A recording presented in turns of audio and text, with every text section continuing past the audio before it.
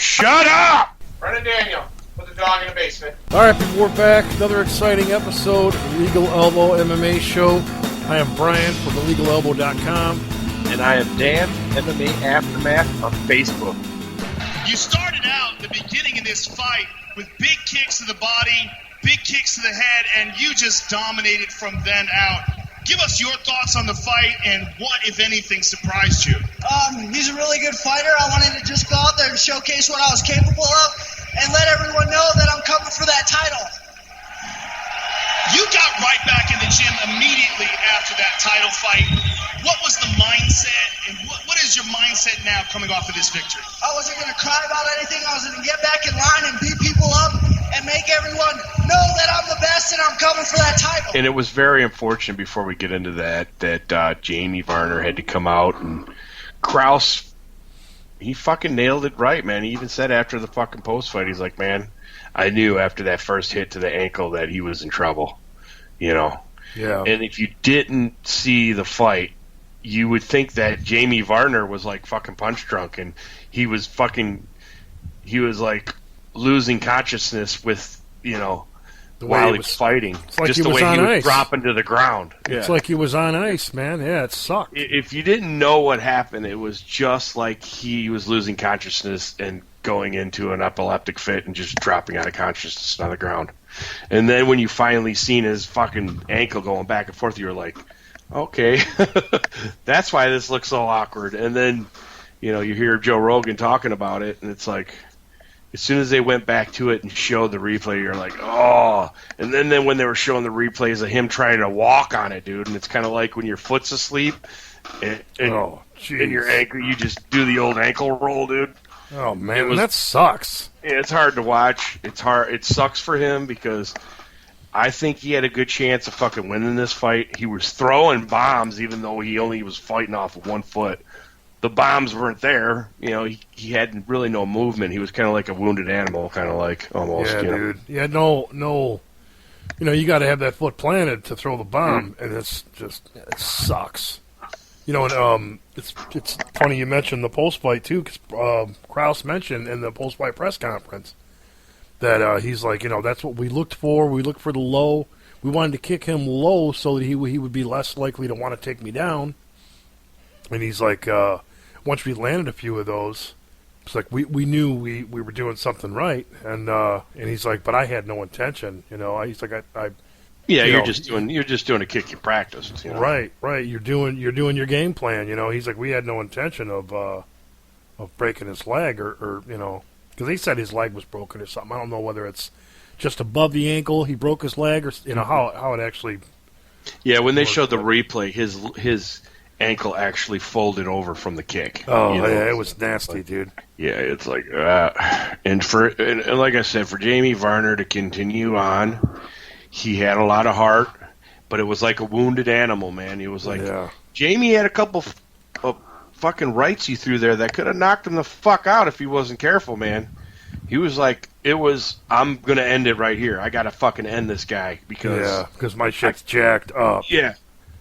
And but Varner, they're going to give him another chance, man. It's the kind of loss where you can't really count it as a loss against him because of the mishap, you know. And I don't think he'll be cut because of it. No, I wouldn't see that either. He probably won't be back for a damn year, dude. I mean, at least. Yeah. Because that's a nasty injury, man. That sucks.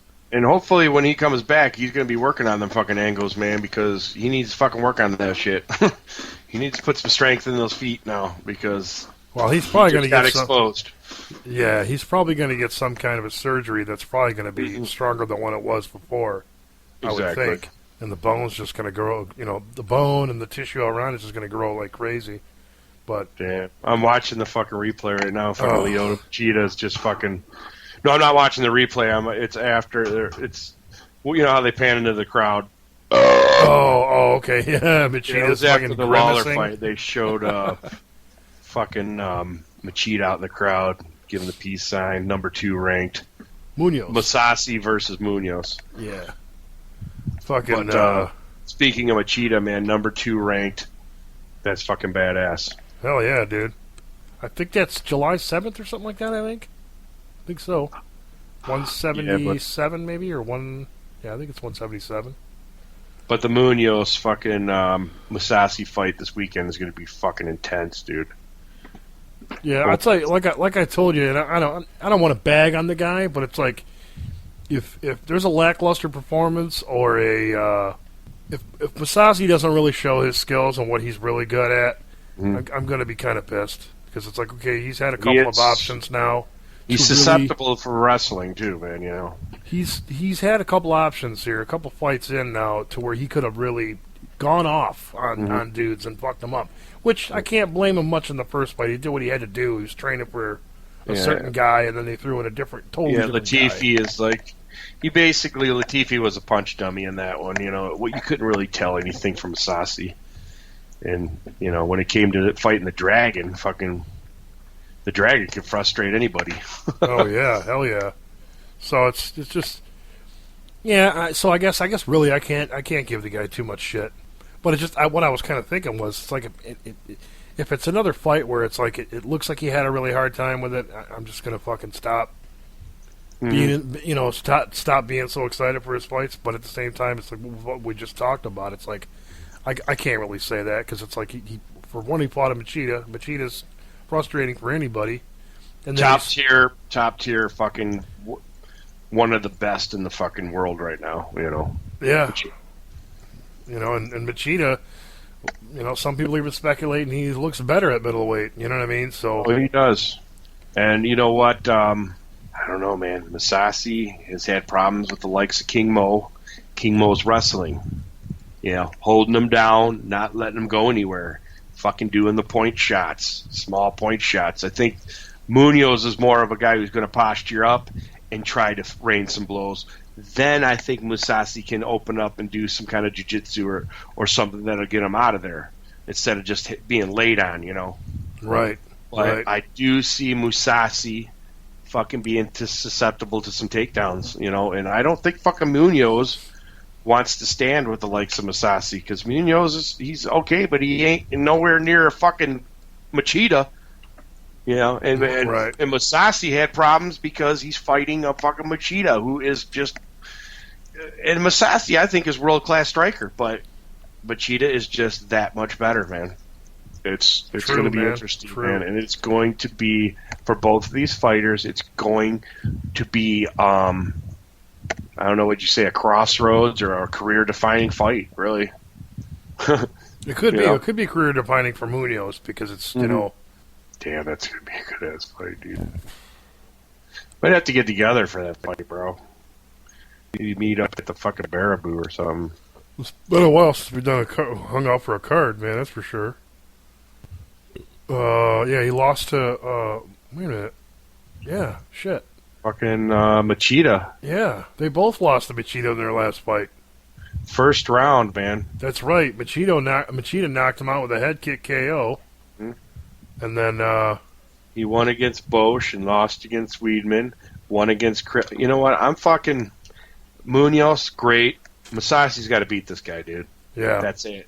Period. No, I'm looking exactly. at his pedigree, and it's okay, but Musashi's got to come out and fucking Bangladesh this guy. Just fucking beat him up and just say I'm still relevant in this fucking weight class. Went over Ilir Latifi, lost Lyoto Machida. Before that, it was win over Mike Kyle, win over Oven St. Preux, and then... and Oven St. Preux is a decent character, man. You know, he's probably not as good as he is now back when he fought Musashi. Exactly, he was not. 2011. Right. He's learned a few things. You know, so I think, this is... Musashi's, you know, I was right. Musashi's got to get in here and fucking make some shit happen because if he doesn't beat this guy... Or if it's really a close fight, then it's like, you know what, dude, you've been really sleeping on your training or something, or something's up. Because we've seen more destructive fights from this guy, so he needs to... You need to try to stay on his feet and fucking Bangladesh fucking Munoz. Frustrate him. You do what Gegard Mousasi does and just use your striking. Well, see, Mark Munoz is a good, strong wrestler. So is Ilir Latifi. So I think we might see another Ilir Latifi fight where he just jabs the fuck out of him. Yeah, that would be great. If he fucking stifles the takedown, that would be great. That's what he needs to do. jab the fuck out of him, and unload when he can to really keep him fucking guessing. There's a lot of people listening to this right now and see these guys are really fucking Masasi fanboys. Right. But we've been watching him for a long time, man. And this dude, it's no dogging on Munoz. If Munoz can pull this off, holy shit, man! This is a huge win for. This Munoz. is a good matchup, man. They did do a good matchup right here. These guys should fight each other. Coming off losses from the Dragon. The Dragon's just chilling right now, like I said, doing promos. Number 2 ranked. Fuck, dude. It's time. Prove yourself time. Absolutely, man. So what do you think, man? How about that fucking Dillashaw? Oh, man. And that, put it this way. If there was some people that at Las Vegas putting money down on Dillashaw, dude, they're probably from Team Alpha Male. Okay? Yeah. And they made bank. They made bank. Holy shit. Yes, they did. Before we break all this down, let's just rewind it a little back to the fucking... We were talking about... We ran it down before the fight. We basically went Mizugagi, Rivera. We broke down Lawler, Ellenberger, and Cormier, Henderson. We both said Mizugagi. We both thought that he would win. He did. And it was in a decision factor, which, if you watched the fight, it was basically Mizugaki beating the fuck out of him, getting him down, and basically doing what the fuck he wanted to do with him, Yeah, oh yeah. To a decisive decision. And he was impressive, dude. He didn't really have the knockout power. Neither of them did. And if they face top-tier guys, they're probably going to get punished. But, if you want to add anything to that fight before we move on to the Lawler fight, go for it. Francisco Rivera, 10-3, good record, man, probably 10-4 now, but, it's not a fighter that I've been out of control on following, you know what I mean? So it's not something that's, high on my radar, you know what I mean? So coming in, Lawler coming off of a loss against Johnny Hendricks, which was very controversial. It was up for debate, and Lawler gave every fucking thing to Lawler that he could handle, man. It was a fucking war. All-out war. And Jake Ellenberger should have fucking knew that, because right now, Lawler is like a fucking lion, dude, a caged lion. And he only has one thing on his mind right now, and that's getting back to the fucking title shot again. To where I think he's got a better shot this time of beating fucking Hendricks than he did last time. And we've talked about it before we even started this up about Lawler being a Rory McDonald type of new level guy, where he's taken everything in the past, he's melded it all together, all the fights, he's learned from everything, he's very technical, doesn't fuck up a lot, and if you go to illegalelbow.com right now, you'll see the move of the night that Robbie Lawler did, and it was fucking badass. And right now, there's only a few people on Earth that probably could do it, and Robbie Lawler's one of them. That was sick, dude. It was so sick. I mean, you don't see a lot of guys. I mean, especially nowadays. Especially nowadays, you'd figure somebody else would get out like that, because people have been so damn crafty with getting out from being on their back. That was one of Jake Ellenberger's opportunities to really fucking open shit up and start going off. Because Lawler's so good off his back, defending, and he gets one leg, he starts pushing Ellenberger's head aside, gets one leg loose. And this flip move he did, like I said, people, like Dan said, you guys got to go to legalelbow.com, check it out. It's fucking badass, dude. It's so like damn cool. Second, like a fucking, it's almost cat-like, dude. It's like a back somersault, from being on his back, but he pushes off of Jake Ellenberger's leg, to get this, backwards somersault, and he's right out of harm's way. Totally, no big deal. He's back to his feet. I know, Jake Ellenberger's like, what? Where'd you go? Yeah, yeah, it was badass, dude. The one thing I really think that really hurt Jake in this fight is early on, man, he got hit with a couple of shots, and I think that stomach shot he got hit with. What was that? A punch or a kick in the stomach where he folded over? That hurt him real bad too, bro. Yeah. And I think those shots sucked a lot of wind out of him, and I just think he you know, we didn't see much from him, you know, until the third round when he really started going off on a couple of combos. You know, he didn't land a whole lot, but he did have Robbie backing up with a couple of shots, and that was his only real, you know, where Jake showed just some tenacity and some power behind him. Other than that, man, he was just stifled the whole time, man. He didn't know what to do, and I think that's just that onslaught that he took on, you know, that he had to deal with early on, really kind of mentally fucked him up. I think it really just stifled his whole game. He was the whole first round. He was just he was like null and void. It's like he really wasn't able to do much. He wasn't able to put it together. It sucks for him, but you know, that's Robert. That's Robbie Lawler, man. The fucking guy's amazing nowadays. There's that word, amazing. No, but like I said, when it was the beginning for the end. I think it was in the beginning of the second round when he got hit with that. I think it was a kick or a punch in the midsection. He folded over. He wasn't the same before the stoppage, man. And even Joe Rogan was talking about it when he got jabbed. It was a straight fucking right jab right to his fucking eye, dude, his left eye, and he kind of looked over at the fucking ref, you know, or his corner, whatever, kind of like, fuck, man, that hurt. You know, and then when he got put up against the fence, I think he got a couple uppercuts, and Robbie knows what to, you know, just like any Class A fighter, he knows when somebody's hurt, and he's going to go for the kill. He sees the blood in the water. He's going to attack that eye.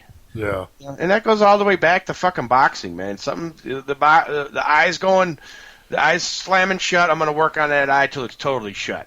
You know, if I see somebody get hurt, I'm going to fucking attack where he's hurt. And that's just the fighter's mentality.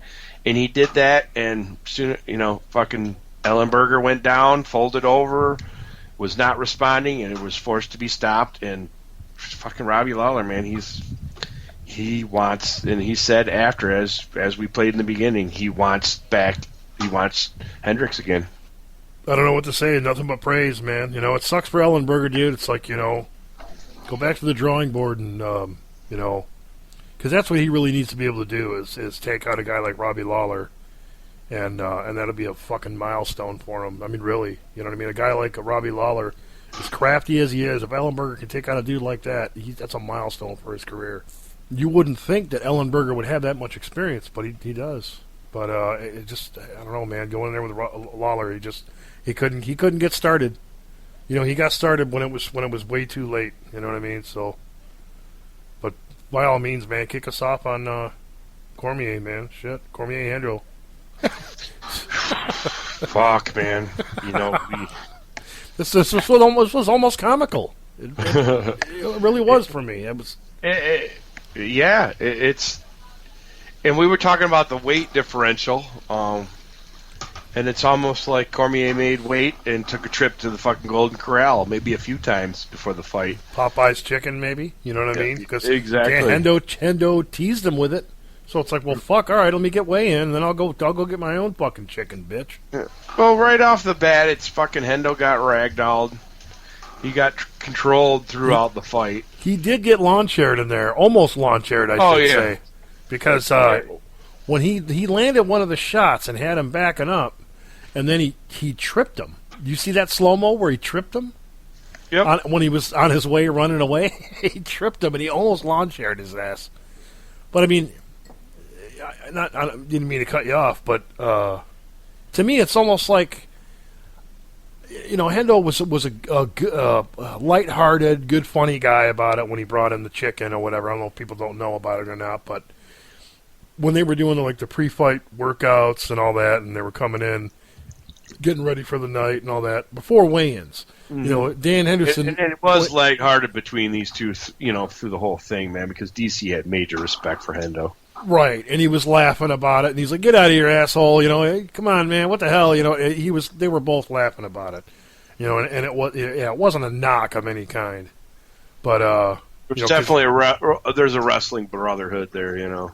Right, for sure. And Cormier even came up at the end of it all and said, I think it was in a Twitter comment, he said, now I'm going to go back to cheering Henderson on and being in his corner when he fights. You know what I mean? Mm-hmm. So there was a lot of mad respect, man. But it's just, to me, Cormier is just like we talked about with Robbie, with these newer guys, man. They're on a higher level. And they're just on a different level. It's like Cormier, like, you know, he's a shorter dude, but 6 center of gravity. The guy, yeah. you know, very strong base, you know what I mean, and wrestling base. It's like he dominated Hendo through the whole fight, dude. He really did. He beat the hell out of him. I mean, no disrespect. Yeah, no bagging on Hendo, but Hendo got his ass whipped. He did, and that just proves that DC he's just a force to be reckoned with, dude. He brings a lot of problems to a lot of fucking different people. Bones Jones is fucking on notice. And I think Bones Jones is the only guy that could probably take him out, dude. Maybe Gus. But this guy's fucking crazy, man. He gets a hold of you, you're going down, bro. Yeah, you're in a fucking world of shit if Yeah. he gets a hold of you. I think he might be one of the only guys that can beat Jones, to be honest with you. And he can do it his way because that's what it's going to take. To beat somebody like Gus and fucking Bones Jones, who are killer strikers, it would take him to get in close, take him down, and put him in DC's world, you know. But that's another thing. You get guys like that down, you gotta have the finisher, you know. Yeah, because they got the know-how and the and the cardio or whatever to go a full 5 rounds with your ass. So damn, dude, shit just got real, man. Holy shit. Because fucking DC's right up there in striking range now. That's going to be interesting to see who he fights next. He's already destroyed everybody, you know. It's like Nelson gone, Hendo gone. He's got to have a shot now, bro. yeah. You know? Well, I think after the Gus fight, it's, you know, the dust is going to settle, and then they're going to talk about, you know, which Cormier may have a fight in between there, but, you know, 177, I believe, is Gustafsson versus Jones, too. Yeah. So That's front roast, dude. We got oh yeah, we got front and center for that shit. I may have been there since then, but I don't think so. I think that was the last. I think that was the last one. Well, you got to come around a little bit more. That's all I know. Yeah, for sure. Like I said, man, how about that fucking Dillashaw? One thing I want to say about Barao, which a lot of people were speculating that Barao, you know, I don't think he was ready for this fight. You know, his training partners, his coaches, you know, his coach came out and said, you know, they push Renan Barao into these fights. You know, they have him fight so often, and they pushed him into this fight, and we're gonna blah blah blah do this for an immediate rematch. And it's like, why get him into an immediate rematch? You're defeating the purpose of what you're talking about. You're saying that they're pushing him into all these fights. Now you're wanting him to fight again right away. What are you talking about? So, and Renan Barao said in a Twitter comment, I just want to get this out of the way real quick. He said, I trained to my fullest for this fight, and I was in shape for this fight, and everything was good, you know, but he said it in his own way, whatever. You know, I'm just basically relaying what he said. And said, I will be back stronger, and I will be back to take what's mine. He didn't make any excuses, which I thought was cool. He didn't make any excuses saying I wasn't ready for this, or I hurt my shoulder, or he made no excuse. He said, I was ready for this fight, I trained hard for this fight, and I will be back. I'll be back stronger and take what's mine. So. Well, Barao, he got, I don't know if he overlooked, undertrained, or whatever, but he got fucking Dillashaw'd. Because Dillashaw came in with his own game plan and said, I'm not going to be a stationary target. Yep. I'm going to be awkward, fucking elusive, and I'm going to fucking fly in with fucking strikes and shit that he's not expecting. And he never stayed the same, dude. He was always ever changing, dude. He was just fucking all over fucking Renan Barao like fucking flies on fucking shit, dude. He was very Dominic Cruz-esque, man. Very at some points, you know what I mean. A lot of it was his own way, you know what I mean. But there was a little bit of that, you know, chiming in there, which man totally worked like a charm in his advantage, man. Because that first punch that he not the first punch that he landed, but that first devastating shot that he landed in the first, even Dana White was like, I don't think Renan Barao ever came back from that. That was a devastating shot, and Renan Barao didn't look like he, just this is me saying this, not Dana, but I don't think he really ever started really waking up until mid-third round. Mm-hmm. I mean, he started kicking the cobwebs out, and he started doing some things that look good, but he just... Yeah, if you're not 100% and you're just fucking hanging on against a guy like Dillashaw who's just totally dancing around with his hands down and don't even give two shits about your power or your speed, he's just looking to put you out. And eventually he did, man. He had his fucking number from the word fucking go, man. And Renan Barao, they should not give him a fucking immediate rematch because it might devastate his fucking Renan Barao's career. They need to give him, a little comeback match, study Dillashaw a little bit more. Because he got his ass handed to him, dude. No, and you make a good point, and I'm sure exactly what you're about to say is the same thing that Dwayne Ludwig said, which is Dillashaw's head coach. That's a guy that he's been training with, Mm-hmm. And they really, really pieced all this together before going against Barao. He said, when you see immediate rematches, it's because they're controversial. They're really close fights. He's like, Renan Barao, TJ Dillashaw and Renan Barao was not a close fight at all. So there's no reason why Dillashaw or Barao should get a rematch. And if he does get the rematch, which he probably will, because he's still the number 2 guy, he probably will get the next fight. He shouldn't get it very soon because the guy's still got to go home and heal up, and so it should be at least a 3-4 months out at least. That's kind of what he was saying. I mean, and we don't even know about medical suspensions right now because I bet you any day, any time now he's fucking 93 months out at least, 90-day suspension. Yeah, it could be he even got worse, his fucking shit. Yeah, he got fucking rocked, dude. He got fucking beat up, man. Yeah. It was sick, and it's. I mean, and it was all, and like you said, you like your jaw dropped because you've never seen anybody handle fucking Barao like this. It was always Barao so dominating, no question. Yeah.